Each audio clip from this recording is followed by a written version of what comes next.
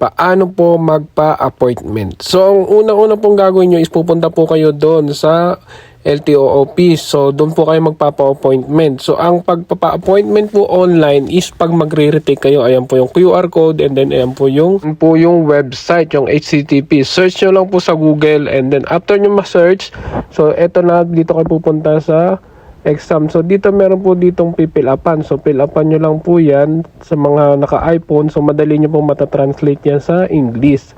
So, pilapan nyo lang po yan. After fill up nyo yan, kung sa basahin nyo lang muna.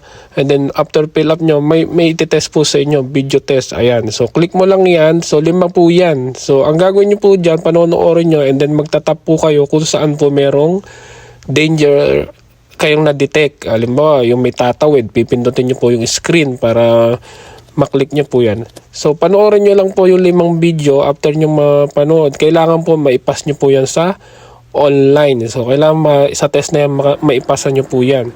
So, iba't iba po yan. So, meron pong tatawid, meron pong biglang liliko. Ayan, tulad po yan. So, magkiklik lang po kayo doon para ma-detect mo po yung saan po yung danger zone. So, ito po ulitin ko, yung appointment online kapag po ito ay magre-retake po kayo. So, bago, ano po yung, note nyo po, 7 days before bago po uli kayo makapag-appointment after nyo ng test. So, halimbawa, nag-exam kayo ngayon.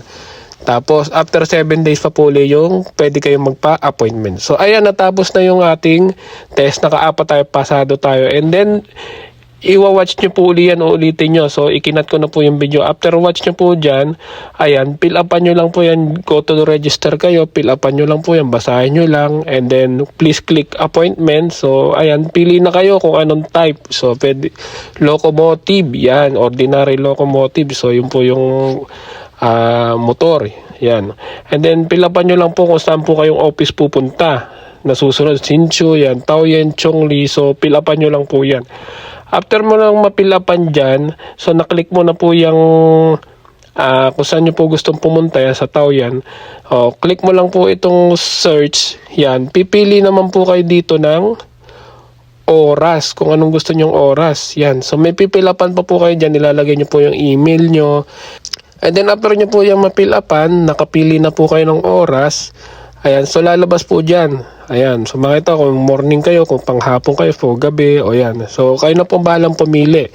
Ayan, sana po na natulungan ko po kayo sa paggagawa ng appointment. And then, note po mga kabayan, kung kayo po ay nag-unang punta nyo at tapos doon po kayo nagpa-appointment sa office, tapos naka-attend po kayo ng orientation, nakapasa po kayo sa exam, diretso na po yun, diretso na po sa drive test. So, yung appointment online is pagka magre-retake po kayo o bumagsak kayo. Share nyo na lang po itong video and then sa mga may tanong, comment lang kayo dito and then sasagutin natin. So, sunod-sunod nyo na lang yan. Alam nyo naman po yan kung paano pilapan nyo. So, yun lang po. Salamat po and then God bless po sa inyo.